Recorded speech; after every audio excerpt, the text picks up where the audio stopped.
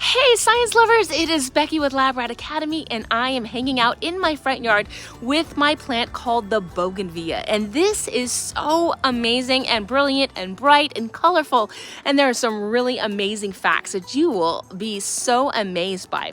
The first thing that I noticed as I zoom in closely is that there are teeny tiny flowers on the inside of what you would normally think is a flower, because you see all these pink things, but those pink things are not the flower.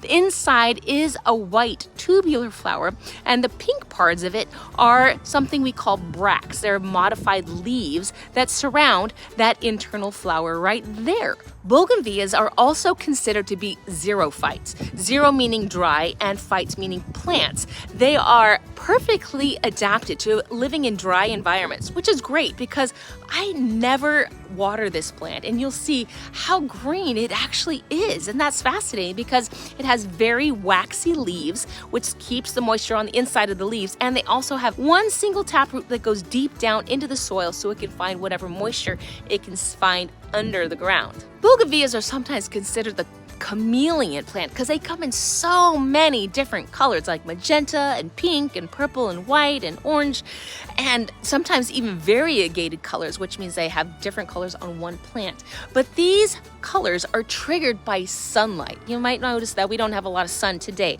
but they require 5 to 6 hours of sun, and this plant is actually facing the south, so it gets the sun from east to west all day long, and so it is brightly colored. They also have these specific kind of pigments that are called betalain pigments, which is different than the pigments that color a normal petal, which are anthocyanins. But these ones are pigmented with something called betalains, which does not fade in the sunlight.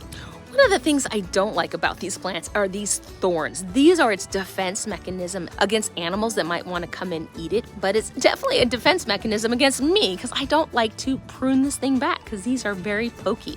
They also have a waxing coating that helps assist it in climbing up things. Another defense mechanism that these guys have is that they have latex compounds in their sap. And those latex compounds protect them against insects, and they also are slightly acidic, and that prevents it from bacteria that might come in from maybe a cut or from pruning it. You also might be surprised to hear that these are great air purifiers.